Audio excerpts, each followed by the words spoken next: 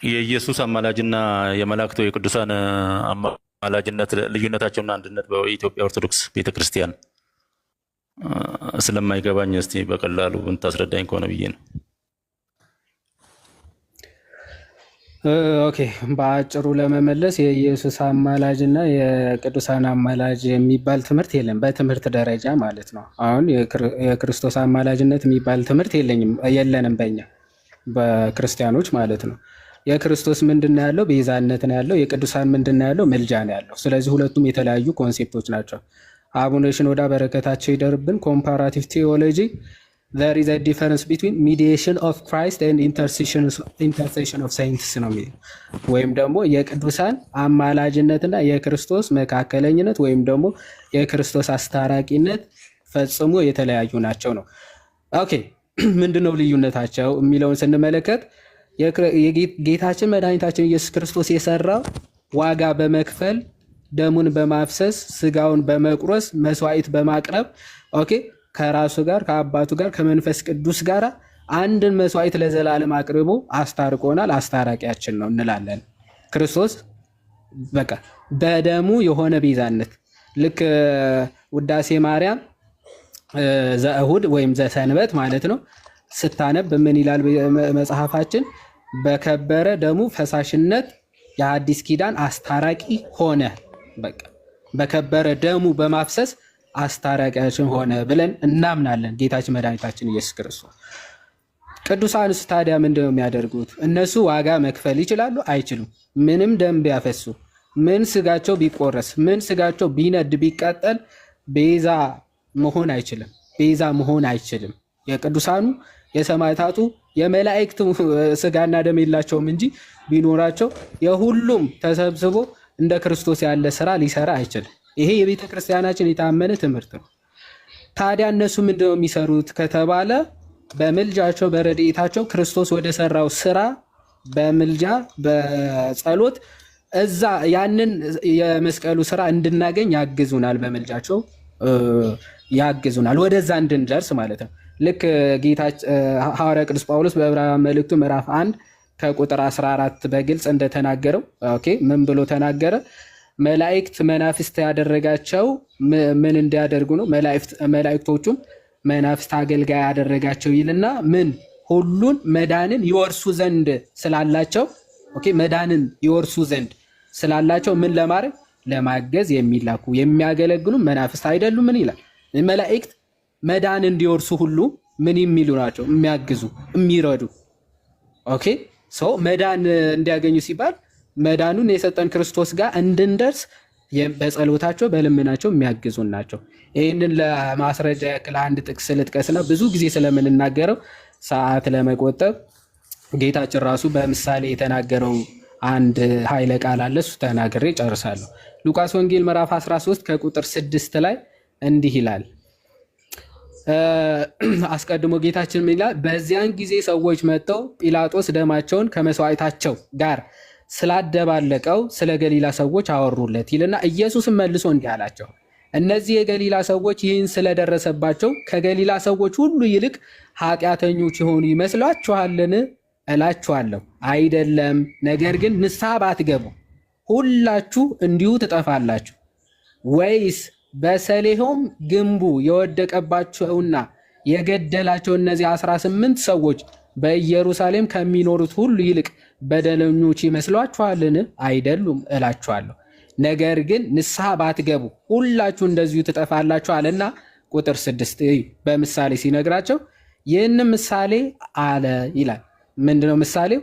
ለአንድ ሰው በወይኑ አትክልት የተተከለች በለስ ነበረችው። እሺ ፍሬም ሊፈልግባት መጥቶ ምንም አላገኘም ይላል። የወይን አትክልት ሰራተኛውንም እነሆ ከዚች በለስ ፍሬ ልፈልግ 3 ዓመት እየመጣው ምንም አላገኘሁም፣ ቁረጣት፣ ስለምን ደግሞ መሬቱን ታጎሳቆላለች አለው ይላል።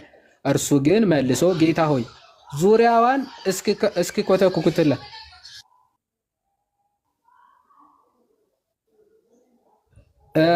እርሱ ግን መልሶ ጌታ ሆይ ዙሪያዋን እስኪኮተኩትላትና ፋንድያ እስካፈስላት ድረስ በዚች ዓመት ደግሞ ተዋት፣ ወደፊትም ብታፈራ ደህና ነው ያለ ጊዜያ ግን ትቆርጣታለህ አለው ይላል። ይህ ምሳሌ ጌታችን ለምንድን ነው የተናገረው? በአጭሩ ስንጠቀልለው የወይን አትክልት ስፍራ የነበረው አንድ ሰው ነበረ ይላል።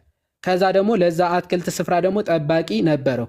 ከነዛ ከአትክልት ስፍራው ከተተከሉ ወይኖች መካከል አንዷ የወይን በለስ ምን የለባትም አለ? ፍሬ የለባትም አለ። ፍሬ ስላላገኘሁባት ይልና ባለቤቱ የእርሻው የወይን አትክልት ስፍራው ባለቤት መጣና እቺ ወይን ስለሌላት መሬቱን ለምን ታበላሻለች? ቆርጬ ልጣላት ብሎ ሲናገር ምን ይላል የወይን አትክልት ስፍራው ጠባቂ? ዙሪያዋ እስክኮተኩትላት ፋንድያ እስካፈስላት ድረስ ይችን ዓመት ደግሞ ተዋት አለው ይላል። ከዛ በኋላ ካፈራች እሰየው፣ ካላፈራች ግን ትቆረጣለች አለ ይላል። ስለዚህ ምን ማለት ነው? በምልጃቸው ይሄ የወይን አትክልት ስፍራ የተባለው በቃ ቤተክርስቲያን ማለት ኦኬ፣ ቤተክርስቲያን ነች። የወይን አትክልት ስፍራ የክርስቲያኖች ህብረት ማለት ነው። በዛ በክርስቲያኖች ህብረት ደግሞ ቅዱሳኖች አሉ፣ በዙሪያቸው መላእክቶች አሉ። ኦኬ፣ የወይን አትክልት ስፍራው ባለቤት የተባለው ደግሞ ጌታችን ነው ማለት ነው። ጌታችን ነው። ስለዚህ መጥቶ እዛ አትክልት ስፍራ ከተጨመርም በኋላ ፍሬ የማናፈራ ሆነን ከተገኘ ኦኬ፣ ልክ ዮሐንስ 15 ቁጥር 2 ላይ በእኔ ያለውን ፍሬ የማያፈራውን ቅርንጫፍ አባት ያስወግደዋል እንደተባለ ፍሬ የማያፈራው ምን ይደረጋል? ተቆርጦ ይጣላል። እና ምን አለ? ፍሬ የማታፈራ ከሆነ ቁረጥና ጣላት አለው። ነገር ግን ይቺ ዓመት ደግሞ ተዋት፣ ፍሬ እስክታፈራ ታገሳት አለው ይላል። ስለዚህ ይሄ ጠባቂዋ ምን ብሎ ለመነላት? አትቁረጣት፣ ታገሳት፣ አንድ ዓመት፣ ይችን ዓመት ደግሞ ተዋት። ከዛ በኋላ ካፈራች ምን ትላታለህ? ትተዋታለህ። ካላፈራች ግን ትቆርጣታለህ አለው። ቅዱሳን ምንድነው የሚያደርጉት? እዚህ ክርስቲያናዊ ህብረት ላይ ሆነን ኦኬ፣ ወደ ክርስቶስ ማደግ ህይወት ውስጥ እስክናድግ ድረስ በጸሎታቸው ያለ ዕድሜው ወይም ደግሞ በዚህ ኃጢአቱ አትቅሰፈው፣ ኦኬ፣ የንስሐ ዕድሜ ስጠው፣ ወደ አንተ እንዲቀርብ አግዘው፣ እርዳው እያሉ በጸሎታቸው ያግዙናል፣ ይረዱናል ማለት በአጭሩ ጸሎታቸው፣ ልመናቸው፣ ምልጃቸው ወደ ክርስቶስ እንድንደርስ ያግዘናል፣ ይረዳናል ማለት ነው። ይረዳናል። ዋናው መጨረሻው ግን ማን ነው? ክርስቶስ ምንድነው የሚሰጠው ማለት ነው? መዳኑን ሰጪ፣ ድህነቱን ሰጪ ክርስቶስ ኢየሱስ ይሆናል ማለት ነው። ከዚህ አንጻር ነው የምናየው ማለት ነው። ክርስቶስ ቤዛችን ነው፣ ቅዱሳን ደግሞ አማላጆቻችን ናቸው ነው። እንደዚህ ነው የሚታየው። እሺ ይሁዳ፣ እኔም አመሰግናለሁ። ግን እኔ አሁን አንተ ያልከው ምሳሌ የወይን ተክሉ በራሱ ጊዜ ፍሬ እንዲያፈራ ነው እንግዲህ ልኮትኩታት ያለው እንጂ አንተ ተቀመጥና ምልጃ ማለት ደግሞ ከዚህ ኮንሰፕት ጋር አይሄድም። ምልጃ ማለት በሁለት ሰው አካል መሃል አንዱ ስለ አንዱ የሚያወራበት ነው። በኢንተርሚዲየተር ወይ ደግሞ ማዕከለኛ ነው ማለት ነው ምልጃ ማለት አይደለ እንዴ? ማዕከለኛ ከሆነ ያ የወይን ተክልና አባታችን አለ ወይ አባቱ አለ እግዚአብሔር ነው ብንል የወይን ተክሉ ባለቤት እግዚአብሔር ነው። ፍሬ ማፍራት እንዲጠበቅበት ይፈልጋል የወይን ተክሉ። ግን ያ የወይን ተክል ተመልሶ ራሱ ፍሬ እንዲያፈራ ነው ገበሬው እየኮተኮተ ያለው የሚኮተኩተው እነዚህ። ስለዚህ ገበሬው ቆይ አንዴ ባለ አትክልተኛው ማለት ነው። ምልጃ ትክክል ነው። ሶስት አካላት ያስፈልጋሉ። በጣም ትክክል ነው። አንዱ የሚለምን ከዛ የሚለመንለትና የሚለመነው አካል ማለት ነው። ኦኬ፣ ሶስት አካላት በምልጃ ግዴታ ናቸው። አንዱ የሚለመንለት አካል መሀከል ሆኖ የሚለምን እና ደግሞ ወደ ነገሩን የሚፈጽመው አካል ደግሞ ይለመንለታል ወይም ደግሞ የሚለመነው አካል አለ። እዚህ ክፍል ላይ ሶስት አካላት አሉ። አዎ፣ የወይን አትክልት ስፍራ ባለቤት አለ፣ አንድ ወይኑ አለ፣ ሁለት የወይኑ ጠባቂ አለ፣ ሶስት። እሺ፣ አሁን እዚህ ጋር አማላጁ ማን ነው? የወይን አትክልት ስፍራ ጠባቂ ነው። ጠባቂ ነው። በማንና በማን መካከል እየለመነ ነው? በወይን አትክልት ስፍራ ባለቤትና በወይኗ መካከል ማለት ምን አለ?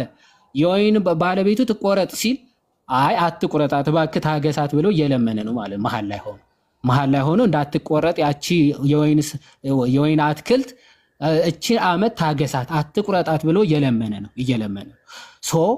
ባለቤቱ የአትክልት ስፍራ ባለቤት አለ፣ ወይኑ ራሱ አለ እና ደግሞ የወይኑ ጠባቂ አለ ማለት ነው። ያቺ ወይኗ የተረፈችው ሳትቆረጥ የቀረችው በማን ምክንያት ነው ማለት ነው? በወይን አትክልት ስፍራው ጠባቂ ምክንያት ነው ማለት ነው። በሱ ምልጃ በሱ ጸሎት ነው እንጂ ባለቤቱማ ትቆረጥ መሬቱን ታበላሻለች ብሎ ነበር። እዚህ ክፍል ላይ በግልጽ ምልጃ አለ ማለት ነው። እኔ አንድ ነገር አሁን እዚህ እግዚአብሔር ከኛ ፍሬ ይጠብቃል። ትክክል ነው። ፍሬ ያላፈራ እንደሚቆረጥ ተናግሯል። ትክክል ነው። ግን በአማላጅነት ሰውየው በራሱ አቅም ፍሬ ሊያፈራ አይችልም። ከዚህ በፊት ዮሐንስ ወንጌል ላይ እንደጻፈው ማለት ነው ከግንዱ ጋር ያልተጣበቀ ፍሬ ሊያፈራ በራሱ ጊዜ ምንም ማድረግ እንደማይችል የሚነግረን ጥቅስ አለ።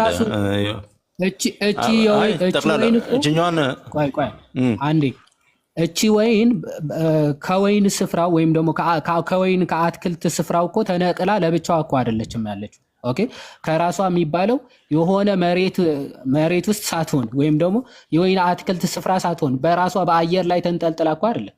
ኦኬ መሬት ያስፈልጋታል። እቺ የወይን አትክልቷ ማለት ነው። በየት ነው ያለችው? በወይን አትክልት ስፍራ ማለት ነው። ኦኬ ያቺ እዛ ስፍራ ውስጥ ሳትሆን ወይኗ አየር ላይ ተንጠልጥላ ወይም ደግሞ ምናምን ከመሬቱ ጋር ሳትጣበቅ ምናምን ልታፈራ አትችልም። ኦፍ ኮርስ ፎር ዛት ማተር ደግሞ ሳትታገዝ ሳትጠበቅ ሳትኮተኮት ምናምን እንደዛም አላልንም። እኛም ሲጀመር እንደዛ ይሄ ክፍልም እንደዛ ስለማይል ማለት አልተኮተኮተችም፣ ውሃ አልጠጣችም ምናምን አልተባለም። ውሃ እየጠጣች ነው። ትክክል። የሚያስፈልጋት ነገር እየተሰጣት ነው። በአትክልት ስፍራ ነው ያለችው፣ ግን ፍሬ ሳታፈራ ተገኘች ማለት ፍሬ ሳታፈራ የተገኘችው ወይን ትቆረጥ፣ የአትክልት ስፍራው ደግሞ ታበላሻለች ተባለ። የወይን ጠባቂዋ ግን ምን አለ? አይ ምን አትበል፣ አትቁረጣት፣ ይችን ዓመት ደግሞ ተዋት፣ ካላፈራች የዛኔ ደግሞ ትቆረጣለች። ኦኬ ትቆርጣታለህ ይለዋል። ከዛ አንጻር የሚታይ ነው ባጭሩ። እሺ ለመጨረሻ ጊዜ አንድ ነገር ልበልና ይሄ ወይን አትክልት የሚኮተኩተው ሰውዬ ሊረዳት የሚችለው መንፈሳዊ ትምህርት ሊያጠነክራት ወይ ወንጌል ሊሰብክላት ይችላል። ማፍራት የሚችልበትም መንገድ ነው ሊነግር የሚችለው። እንዳትቆረጥ አለመነለት ቢለምንም እኮ ያው በትምህርት ማጠንከርን ነው እንጂ እኮ በራሱ ጊዜ ከራሱ ግንድ ጋር ካልተመሰረተ ወይ ደግሞ በኢየሱስ ካላመነ እኔ ምልክ ይወዳ አሁን እኮ እኛ ሌላው አማላጃው ቅዱሳን ምልጃ ለማሳየት እኮ ትምህርት ሊያስተምራት ይችላል እንጂ ምናምን ዊ ዶንት ኖ እሱ በምን አይነት መልኩ እንደሆነ ፋንዲያ ዙሪያዋን እስክኮተኩተላት ፋንዲያ እስካፈስላት ድረስ ጠብቃት የሚለው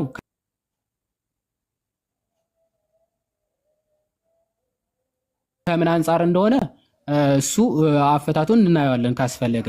እኔ ዋናው ጥያቄ ግን እቺ ወይኗ እንዳትቆረጥ ሊቆርጣት የመጣ ጌታዋን እንዳትቆረጥ ጸልዮ ለምኖ ጌታውን 1 ዓመት አስጨምሮላታል አላስጨመረላትም ነው ጥያቄ።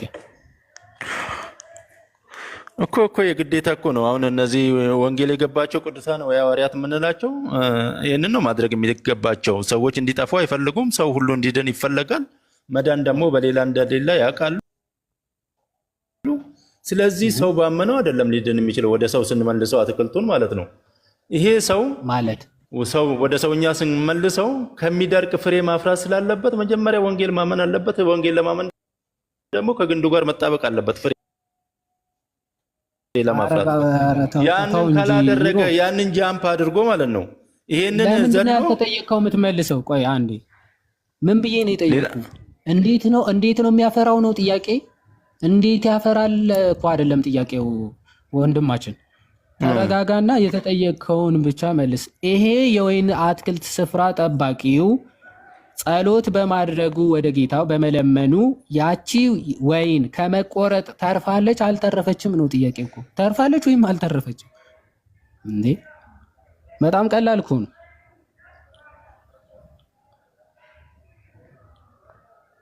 ይሮ ምንድነው ያነቀ ማለት በወይን አትክልት ስፍራው ማለት ነው የተተከለች በለስ ነበረችው ይላል። ፍሬም ሊፈልግባት መጥቶ ምንም አላገኘም። ፍሬ ፈለገ፣ ከዛም በኋላ ፍሬ ካገኘባት ነው የመጣ። ልክ ሲመጣ ምን አለ? አላገኘም ፍሬ።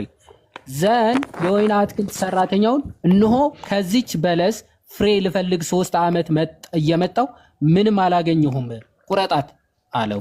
ቁረጣት ብሎታል አላለውም? ባለቤቱ ብሎታል። እሺ ስለምን ደግሞ መሬቱን ታጎሳቁላለች አለው ይላል። ይሄ የወይኑ ባለቤት ሐሳብ ነው አይደል? ቁረጣት ብሎታል። ከዛ የወይን አትክልት ስፍራ ጠባቂ እርሱ ግን አለ መልሶ፣ የወይን ስፍራው ጠባቂ ማለት ነው፣ ጌታ ሆይ እየለመነው ጌታ ሆይ ዙሪያዋን እስክኮተኩትላትና ፋንድያ እስካፈስላት ድረስ በዚች ዓመት ደግሞ ተዋት፣ ወደፊትም ብታፈራ ደህና ነው፣ አለበለዚያ ግን ትቆርጣታለህ አለው ይላል። ከዛ በኋላ የወይን ስፍራ ጠባቂው እችን ዓመት ደግሞ 1 ዓመት ተዋትና የሚያስፈልጋት ነገር ፋንድያውንም ካስፈለገ ከዛ መኮትኮቱም ካስፈለገ ላርግላት፣ 1 ዓመት ብቻ ተዋት ብሏል አላለም? ይሄ የወይን አትክልት ስፍራ ጠባቂ ብሏል። ኦኬ። ስለዚህ የጠባቂው ጸሎት ሰምቶ ጌታው የሱም ጌታ ነው፣ የበለሲቱም ጌታዋ ነው።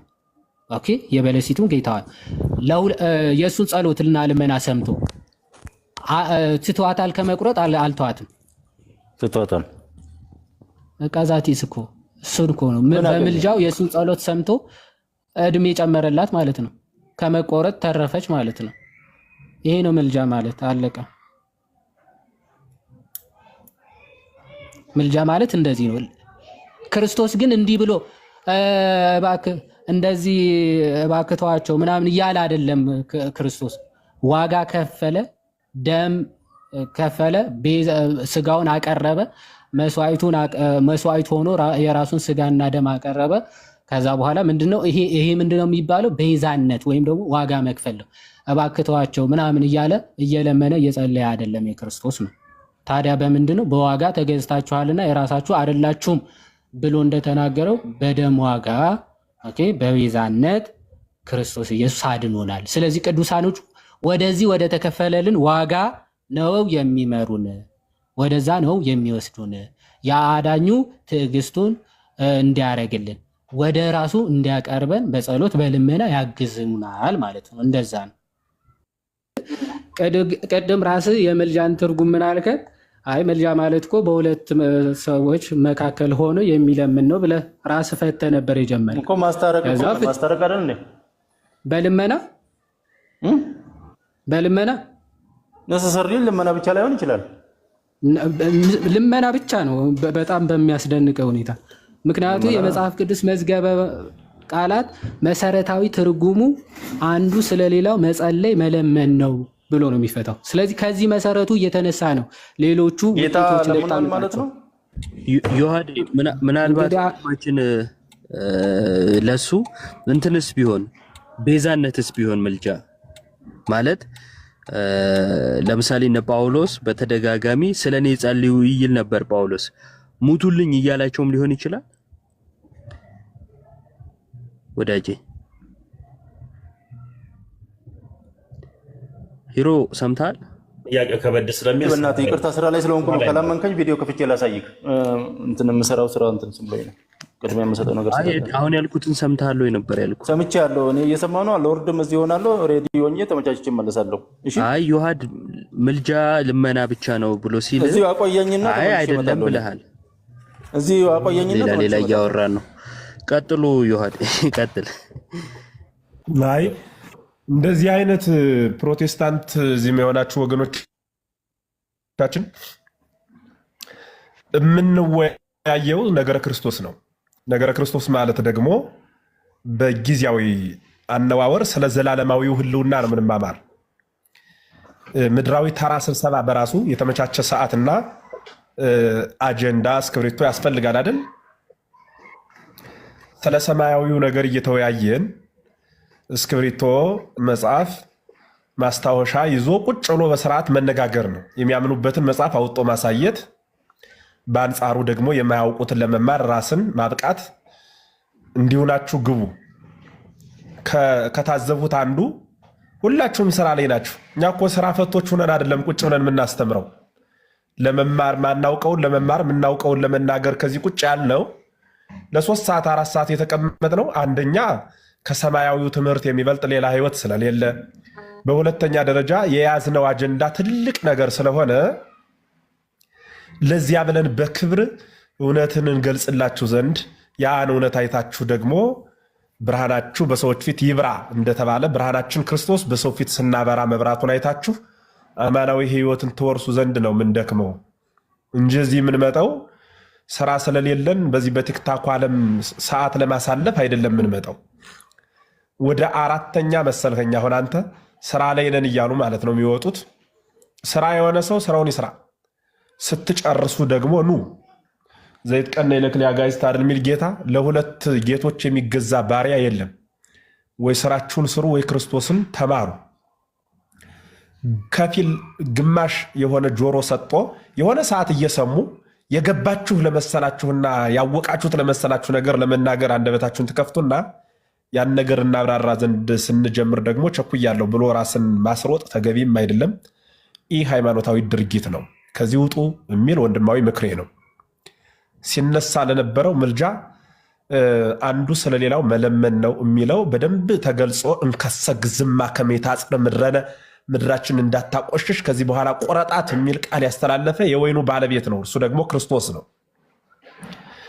አይ እስከ እከሪ መሬተ ምድሯን እስከምቆፍር እስከማለሰልስ ድረስ እባክህን ትንሽ ጊዜ 1 ዓመት ጨምርላት ብሎ ያስጨመረ ደግሞ ቅዱሳን መላእክት ናቸው። አንድም ቅዱሳን አባቶቻችን ናቸው፣ አንድም ቅዱሳን ሐዋርያት ናቸው፣ አንድም መምህረ ንስሐ ነው ብላ ቤተክርስቲያን በብዙ ተርጉማ አስቀምጣለች።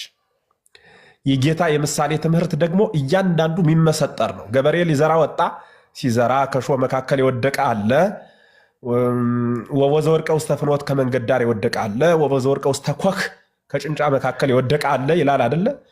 ከዚያ መልካም መሬት ላይ የወደቀ አለ። ወፈሬ ፍሬ 30 ወ60 ወምዕተ መልካም መሬት የወደቀ 30 60 መቶ ፍሬ ያፈራ ይላል።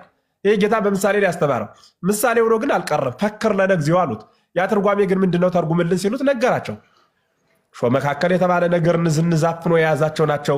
መንገድ ዳር የተባለ ዲያብሎስ መጥቶ ትምህርቱን የሚያወጣባቸው ናቸው።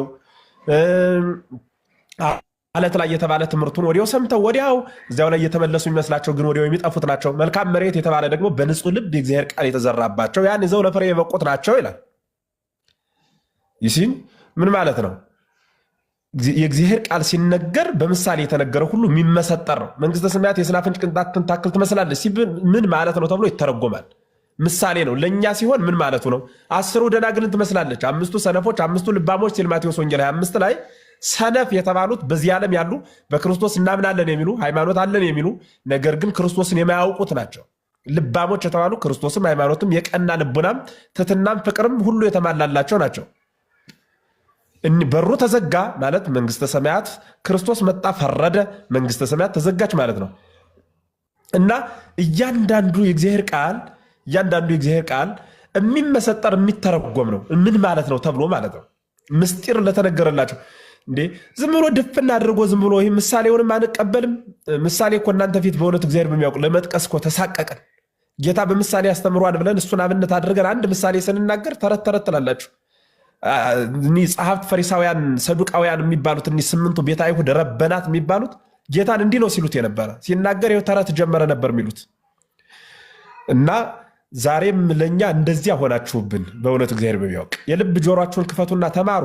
ወደ እናንተ ወደዚህ በመምጣት እንደ ደላላ ኮሚሽን የሚከፈለን ሰዎች አይደለንም። ዘላለማዊ ሕይወትን እዩ ብለን ነው። ጉልበታችን በተለይ አሁን እግዚአብሔር በሚያውቅ አሞኝ እያለ ነው ጉንፋን እንዲሁ እየተነፋነፍኩ የምናገረው ማለት ነው። ሌሎቹም ወንድሞች እንዲሁ በተመሳሳይ እንደ ምድራዊ ድለላ የሆነ ነገር ስለሚከፈለን አይደለም። ባትሪያችንም ጉረሯችንም እየሞቀ ገንዘባችንም እየጨረስን እዚህ ቁጭ ብለን የምናስተምር ዳታ ሞልተን ሰማያዊ ሀገር ለወንድሞቻችን እንጠቁማለን ብለን ነው። በእናንተ መክበር ደግሞ እኛ ሰማያዊ ክብር እናገኛለን ብለን ስለምናስብ ነው። ስለዚህ እሱ ላይ በደንብ ልዩ ትኩረትና ጥናት ማድረግ በተቻለ አቅም ንጹህ ስብዕና እንዲኖራችሁ አደራ ለማለት እወዳለሁ። የአበው አምላክ ሁላችንን በቸርነቱ ይጠብቀን። ስለነበረን ጊዜ አምላክን እያመሰገን እኔ ከዚህ በኋላ በወጣ መልካም ነው። ቀጣይ የምንገናኝ ይሆናል ማለት ነው። ወንድማችን ይሮ በደንብ ተማር፣ አንብ፣ ጠይቅ፣ ምንም ችግር የለውም። መማር ማወቅ ክብርን ሲያሰጥ እንጂ ሲያዋርድ አይተንም ሰምተንም አናውቅም። መሰረቱ መጽሐፍ ቅዱስ ነውና አንዱ ስለሌላው መለመን ቤተክርስቲያን ላይ ሲሆን ተቃወማችሁት እንጂ በየአዳራሹ ሲደረግ የምናየው ድርጊት ነውና እሱን እንድትይዙልኝ ለማለት እወዳለሁ። የክርስቶስ ሰላም ለሁላችን ይብዛ። አመሰግናለሁ። ለነበረን ጊዜ ፍጹም እግዚአብሔርን እናከብረዋለን፣ እናመሰግነውም አለን። መምህር ቃለ ሕይወት ያሰማልን። ሰላም ሁኑልን አባቴ። እሺ ሁላችሁን እናመሰግናለን። ቃለ ሕይወት ያሰማልን። አብሮ ያሰማል። ኢቲኤስ ሰላም ነው።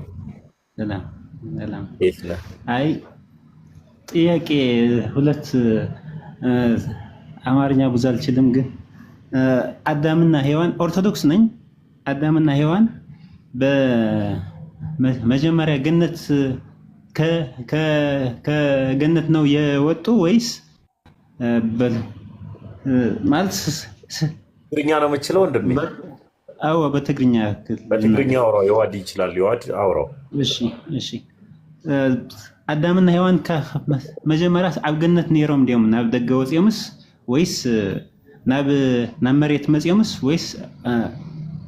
ወይስ ኣብ ካሊእ ቦታ እዮም ነይሮም ዝብል? ኣብ ገነት ነይሮም እንደ ለየ ዝኾነ ቆልዓ ተዘራሪብናስ ኣብ ገነት ካብ ገነት እዮም ወፂኦም ዝብል ኣነ ኩሉ ግዜ ዝሰምዖ ድዒ መፅሓፍ ኣንቢበ ኣይኮንኩን፣ ግን ኩሉ ግዜ ዝሰምዖ ካብ ገነት እዮም ወፂኦም ዝብል የሰምዕ። ካብ ገነት ድዮም ወፂኦምስ ወይስ ኣብ ካሊእ ቦታ ነይሮም? እዞም ኒአስ ናትኩም እዩ ዝብሎም ነይሩ። እዞም ኒአስ ናትኩም እዩ ዝብሎም ነይሮም በር ኣይ ኣተውን ናብ ገነት እንዲልኒ ሕጂ ልክዕ ዲስ ወይስ ኣብ ገነት እዮም ነይሮም? ሶሪ ኦኬ። አይ ችግር የብሉን። ምስ ተባረሩ ዲኻ ወይስ ካብ ገነት ቅድሚ ትባረሩ ተለውስ ኣብ ገነት ኣይነበሩ ድዩ? እወ መጀመርያ ገነትስ እንታይ ኢልኒ መሲልከ ናብ ገነትስ ኣይ ኣተውን ካብ ገነት እዙስ ናትኩም እዩ ዝብሎም ነይሮም በር ናብ ገነትስ ኣይ ኣተውን እዮም። መን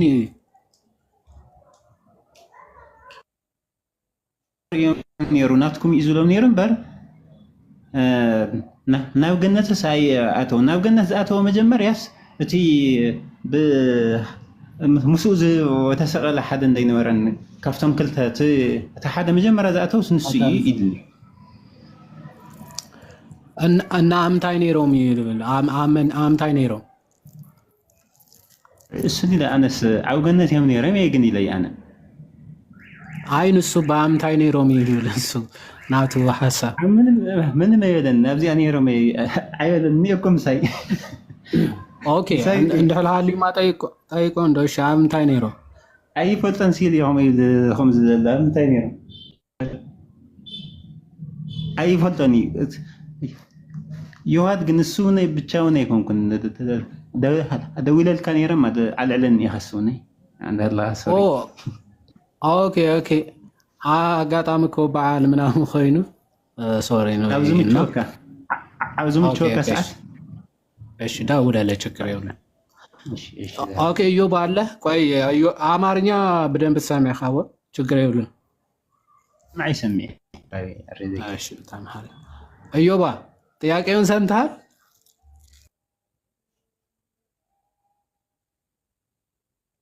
እየነዳ መሰለኝ እዮብ እወ ሊልህ ፈልገህ ነው።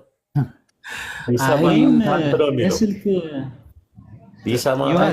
ተጨነቀ መሰለኝ። እሺ ኤኒዌይስ በቃ አነ ለአማርኛ በስልክ ስደውል በስልክ ስደውልህ ወይም መልስልኝ። አይ ችግር የብሉም ትደውላለህ፣ ግን ሐሳቡ ክነግሮማ ብሰፊሕ ብውሽጢ ምናምን እንትን ንብለና አይ ንዛራረቢና። ኦኬ ምንድነው ጥያቄው? የሆነ ሰው አዳምና ሔዋን ከመውደቃቸው በፊት ማለት ከመበደላቸው በፊት ገነት አይደለም የነበሩት። ኦኬ ከገነት ውጪ ነበሩ። ዘን ለመጀመሪያ ጊዜ ገነት የገባው ፈያታዊ ዘየማን ነው አለኝ እና የት ነበሩ አላቅም የሚል ሀሳብ ነው ያነሳውና ጀነራሊ የቤተ ክርስቲያን ትምህርት ምንድን ነው? አስቀድሞ ከመሬት ነው ማለት ከምድር አፈር እንደተበጀ የቤተ ክርስቲያናችን ትውፊት እንደሚናገረው ኢላ በምትባል መሬት ተፈጠረ። ከዛ በኋላ ወደ ገነት ገባ። ያው ዘፍጥረት ምዕራፍ 2 ከቁጥር 7ም እንደዛ ስለሚል ከምድር አፈር አበጀው ከዛም ወደ ገነት አስገባው ነው የሚለው። ኦኬ መጀመሪያ መሬት ላይ ተፈጥሮ ከዛ ወደ ገነት እንደተወሰደ በሚገባ ይናገራል። መጽሐፈ ኩፋሌ ደግሞ ሰፋ አድርጎ ሲያብራራ አዳም ከተፈጠረ በመሬት ከተፈጠረ ከ40 ቀን በኋላ ገነት ገባ ብሎ በግልጽ ይናገራል።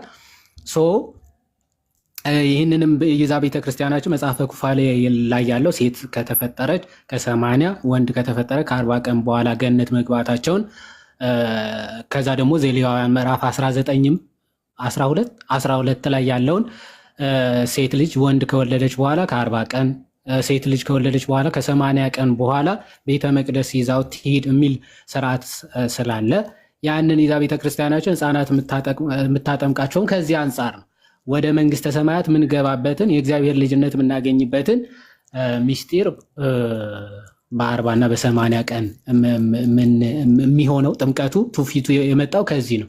አዳም ከተፈጠረ በኋላ ከ40 ቀን በኋላ ገነት ገብቷል። የቤተ ክርስቲያናችን ትምህርት ነው። ዘንድ በገነት ሲኖር ዕፀ በለስንም አትብላ ዕፀ ሕይወትንም ዕፀ በለስ አትብላ።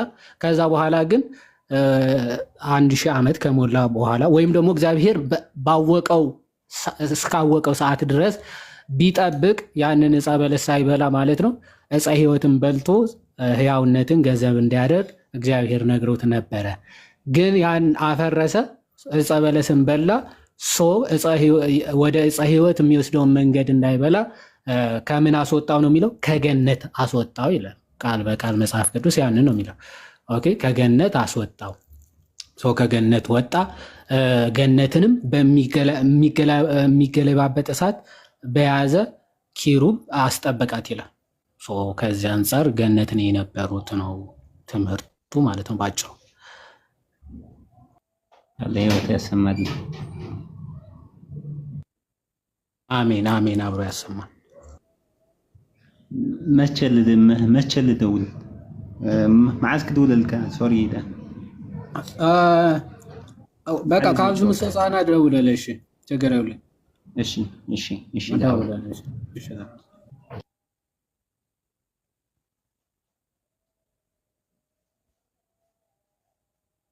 ወዲያውን ዛሬ አይበቃንም? ይበቃናል። ምን እንደምታደክሙ እንዴ? እስካሁን ጥያቄ ላይ ነህ? እኔ እኮ ደህና ደሩ ልል እኮ ነው ማይኬን ስከፍት አይበቃንም ወይ? ይበቃናል። ሁላችንም የሮ በቃ ይበቃናል የሚል ጋር ስራ ስለሌለች አዎ፣ ሁላችሁንም ከልብ ነው የማመሰግነው። ኢዮብዬ ተባረኩልኝ። ሁላችሁም ቃለ ሕይወት ያሰማል። አሜን። አብሮ ያሰማን። ተሚ አንተንም እግዚአብሔር ይስጥልን። ሰላም እደሩ። ይሮ ኦኬ። እኒህ እንተዋወቅ። እሺ ቆይ ትልቁ ላይ ተሳስቶ ነው እንዴ? ለመውጣት ፈልጎ ነው። ሶሪ ይበቃዋል። ቻው።